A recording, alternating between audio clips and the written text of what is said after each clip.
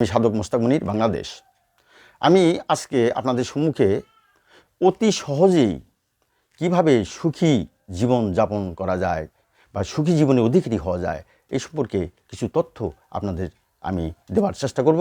আশা করি আপনারা মনোযোগ সহকারে শুনবেন এবং আপনারা আমার এই ভিডিওটি সাবস্ক্রাইব করে রাখবেন এবং পরবর্তী লেকচারটার জন্য আপনার বেল আইকনটা বাজিয়ে রাখবেন। আশা করি যে আপনারা আমার পরবর্তী লেকচারগুলো আপনারা পাবেন বা শুনতে পারবেন। তো আসলে সুখী জীবন লাভ করার জন্য আপনার সদিচ্ছাই যথেষ্ট। আপনি যদি মনে করেন যে আপনি সুখী, তাহলে আপনি সুখী। আর আপনি যদি অনেক কিছু থাকা সত্ত্বেও যদি মনে করেন যে আপনি সুখী না, তাহলে আপনি সুখী না। কিন্তু আসলে আপনি সুখী হওয়ার জন্য প্রথম যে শর্ত, সেটা হলো আপনাকে স্বল্পে তুষ্ট থাকতে হবে। আপনার অল্পতেই আপনি নিজেকে পরিতৃপ্ত মনে করতে হবে। দ্বিতীয় হলো, সুখী জীবনের জন্য অবশ্যই সুস্থ জীবনের প্রয়োজন। আর সুস্থ জীবনের জন্য আপনাকে অবশ্যই কিছু কায়িক পরিশ্রম করতে হবে, আপনাকে একটু ব্যায়াম করতে হবে, আপনাকে একটু হাসি খুশি থাকতে হবে, আপনাকে একটু সংস্কৃতি চর্চা করতে হবে, আপনাকে একটু সমাজের নিয়ম কানুন মেনে চলতে হবে, আপনার ধর্মীয় রীতিনীতি মেনে চলতে হবে এবং রাষ্ট্রীয় রীতিনীতি মেনে চলতে হবে। সবই কিন্তু আপনাকে সুখী করার জন্য এই রীতিনীতিগুলো চালু করা হয়েছে।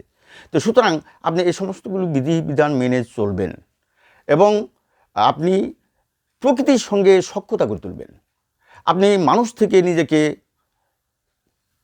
মানুষের সমাগম থেকে অনেকাংশেই অপ্রয়োজনে আপনি নিজেকে গুটিয়ে রাখবেন। আপনি বেশি মানুষের মধ্যে আপনি বেশি নিজেকে আপনার নিজেকে আপনি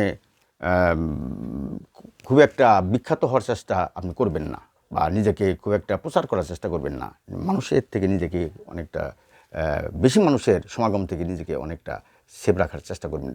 অবশ্যই থাকবেন, আপনার প্রয়োজনে আপনি মানুষের সাথে সমাজের সাথে আপনি উঠা বসা করবেন, আপনার চাকরি আপনার ব্যবসা ইত্যাদির জন্য করবেন, কিন্তু আপনার মনের দিক থেকে যেন আপনি অবশ্যই চেষ্টা করবেন নিজেকে একটু গুটিয়ে রাখার জন্য এবং সুখী হওয়ার জন্য। এটাও একটা অবস্থান, কারণ সামান্য বিষয়ের মানুষের মনের কষ্ট আসতে পারে, দুঃখ আসতে পারে বা অনেক জ্বালা যন্ত্রণা আসতে পারে। কাজে এই বিষয়গুলো আপনারা অবশ্যই মেনটেন করে চলবেন। আর এরপরে আমি বলতেছি যে সুখী হওয়ার জন্য আরেকটি যে শর্ত, সে শর্ত হলো যে আপনাকে ঋণগ্রস্ততা থেকে নিজেকে হেফাজত করতে হবে। আপনি পরিশ্রম করবেন, হালাল উপায়ে অর্থ উপার্জন করার চেষ্টা করবেন, আপনি অবৈধ উপায়ে অর্থ উপার্জন করার চেষ্টা করবেন না। এবং যারা অসংখ্য অর্থবিত্তের মালিক, তারা কিন্তু সুখী হতে পারে না। অসংখ্য অর্থবিত্তের মালিক হলেই যে তারা সুখী হবে, এটা কিন্তু সত্য নয়।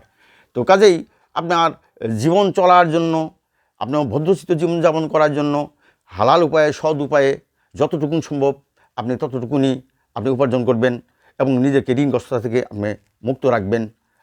আশা করা যায় যে আমি আপনাকে এইটুকু গ্যারান্টি দিতে পারি যে আপনি অবশ্যই সুখী হবেন। আর পরবর্তী পয়েন্ট যেটা বলতেছি, সেটা হলো, আপনি যদি একজন পুরুষ হয়ে থাকেন, তাহলে আপনি একটা সতী সাধ্বী, একটা ভালো বংশোদ্ভূত একটা নারীকে আপনি জীবনসঙ্গী হিসেবে বেছে নেবেন, যে নারী একজন পুরুষের সন্তুষ্ট থাকতে পারে এবং আপনার সংসারকে গুটিয়ে নিতে পারে এবং আপনাকে শেয়ার করতে পারে। আর আপনি যদি একজন নারী হয়ে থাকেন, তাহলে অবশ্যই একজন কর্মঠ, একটা শক্তিশালী একটা পুরুষকে স্বামী হিসাবে আপনি গ্রহণ করবেন এবং ওই একজন স্বামীকে ভালোবাসবেন এবং ওই এক স্বামীতে আপনি পরিচিত থাকার চেষ্টা করবেন। এই যে আমি একের কথা বলতেছি, এই মানুষকে সুখী হওয়ার জন্য ওই একের মধ্যে থাকাটা একটা বিরাট একটা শর্ত। কারণ মানুষ যখনই একের মধ্যে সন্তুষ্ট হয় না, তখনই সে কঠিন পরিস্থিতির দিকে সে ধাবিত হয় এবং বহু ধরনের সমস্যা তাকে জর্জরিত করে এবং তাকে পীড়িত করে। তো কাজে আমি আপনাকে বলতে চাই যে আপনাদেরকে এই কথাই বলতে চাই যে আপনারা একটা সুন্দর সুখী জীবনযাপন করার জন্য আপনাদেরকে এই সমস্ত শর্তগুলো মেনে চলতে হবে এবং আপনাকে যা যা ধর্মীয় বিধিবিধান আপনি মেনে চলার ভিতর দিয়ে আপনি প্রকৃতির সাথে একটা সখ্যতা গড়ে তুলুন এবং আপনি প্রকৃতির কাছে যান এবং সেই সবুজ প্রকৃতির দিকে তাকিয়ে থাকুন। সেই নদীর ধারে আপনি যান, নদীর ঢেউগুলো আপনি দেখুন, সমুদ্রের ধারে যান, সমুদ্রের ঢেউগুলো আপনি দেখুন, আপনি পাহাড়ের কাছে যান, পাহাড়ের যে সবুজ বৃক্ষরাজিকে আপনি প্রাণ খুলে দেখুন, আপনি আকাশের দিকে তাকান, অসংখ্য নক্ষত্র, সেই নক্ষত্রগুলো আপনি দেখুন। এইভাবে আপনি প্রকৃতির সঙ্গে একটা সখ্যতা গড়ে তুলতে পারেন এবং আমাদের এই সমাজের বিভিন্ন শ্রেণীর মানুষ আছে এবং যারা সামান্য বিষয়েই হয়তো যে কোনো ধরনের একটা আপনাকে বিপদে ফেলতে পারে, আপনি সমস্যায় ফেলতে পারে। কাজেই আপনি প্রকৃতির সঙ্গে যখন আপনি সখ্যতা গড়ে তুলবেন, প্রকৃতি আপনাকে বিপদে ফেলবে না। প্রকৃতি সবসময় আপনার ভালো করার চেষ্টা করবে।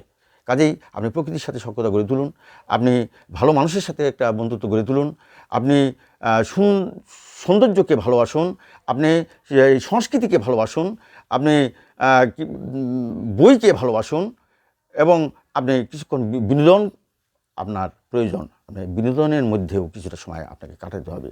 এইভাবে যদি আপনি চলতে পারেন তাহলে আমি আপনাকে শতভাগ গ্যারান্টি দিতে পারি যে আপনি অতি অল্প অর্থবিত্তের মালিকের হওয়ার মধ্য দিয়েও আপনি একটা সুখী একজন মানুষ হিসাবে এই পৃথিবীতে নিজেকে সুপ্রতিষ্ঠিত করতে সক্ষম হবেন।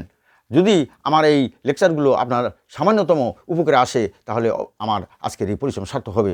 আমি সকলকে ধন্যবাদ জানিয়ে আমি আমার বক্তব্য এখানে সমাপ্তি টানছি। ভালো থাকুন সকলেই।